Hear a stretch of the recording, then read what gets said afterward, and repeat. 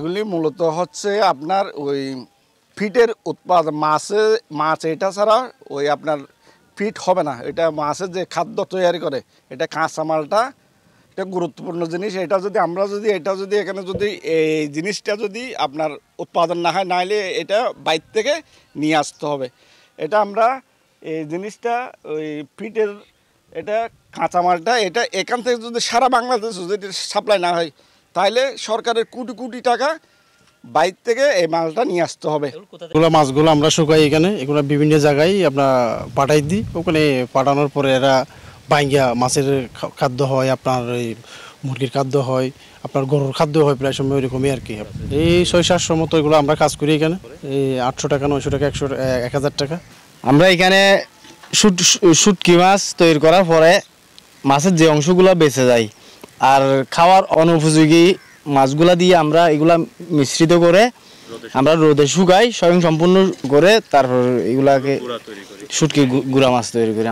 আমরা প্রতিদিন 900-1000 টাকা মজুরি পাই। আমাদের সংসার মোটামুটি চলতেছে, দ্রব্যমূল্যের দাম বৃদ্ধির কারণে একটু সংকটময় এরকম আর কি। এগুলোর মাছগুলো শুকাই গুঁড়ি করবো, এগুলোর থেকে পশুর খাদ্য, মাছের খাদ্য, মুরগির খাদ্য তৈরি হবে। এগুলো থেকে পরিত্যক্ত যেগুলি মাছের যেগুলি আসলা, যেগুলি ওই হয়ে যায়, নষ্ট হয়ে যায়, এগুলি আমরা শুটকির গুঁড়া হিসাবে ব্যবহার করি। এটা মুরগির খাদ্য, মাছের খাদ্য হিসাবে ব্যবহার করি আর কি। এগুলি মাছগুলি ওখানে সমুদ্রের মধ্যে যেগুলি আপনার কাঁকড়া, কুচিয়া, বিভিন্ন জাতের প্রজাতির যেগুলি মাছ আছে, ছোটো ছোটো মাছ, এগুলি আমরা গুঁড়ি হিসাবে শুটকির গুঁড়া হিসাবে ব্যবহার করি আর কি। শুটকি তৈরি করার পরে যে অবশিষ্ট অংশগুলো থাকে এবং মানুষের খাওয়ার অনুপযোগী ওই অংশগুলো আমরা নিয়ে ভালোভাবে শুকানোর পরে বিভিন্ন মাছের যে ফিট মিলে সাপ্লাই দিই। না, আমাদের কিছু কিছু কাস্টমার আছে আস্তা মাছ নিয়ে যায়, আস্তা গোড়া, আর কিছু কিছু আছে আমাদের এই ধরনের যে ক্রাশ করে নিয়ে যায়। 6টা ক্রাশার মিল আছে এখানে, প্রায় মালিক সহ শ্রমিক 500 মতো হবে।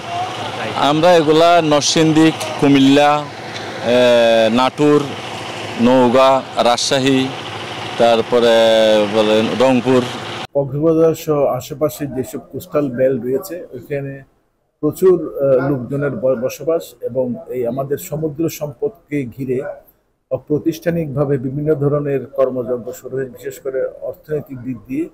এখানে উল্লেখযোগ্য যেটা হচ্ছে, আমাদের যে শুটকিগুলো পচা মাছকে শুকিয়ে এখানে আমাদের বিভিন্ন ধরনের পোলট্রি ফার্ম ইউজ করে, মৎস্য খাবার হিসাবে ইউজ করে, যা প্রতি বছর প্রায় 100 কোটি টাকা ঊর্ধ্বে। এই রেভিনিউটা জেনারেট হয় কিনা জানি না, কিন্তু ব্যবসাটা হচ্ছে। সুতরাং আমাদের কথা হচ্ছে এই বিশাল খাতটাকে একটা মৎস্য অধিদপ্তরের মনিটরিংয়ের আওতায় আনা দরকার। তাদেরকে কিভাবে এটাকে আরও বেশি ভ্যালু এডিশন করা যেতে পারে, এবং সম্ভব হলে আমরা এই ফিশ ফিডগুলো দেশের বাইরে কিন্তু এক্সপোর্ট করতে পারি। সেই বিবেচনা আমি বলবো যে একটা বিশাল খাত যেখানে 100 কোটি টাকার বাণিজ্য হচ্ছে, ওইখানে একটা মনিটরিং সেল তৈরি করা দরকার, এবং এই খাত থেকে সরকার বা দেশের জনগণ কি রেভিনিউ পাচ্ছে তাও কিন্তু বিবেচনায় রাখা দরকার।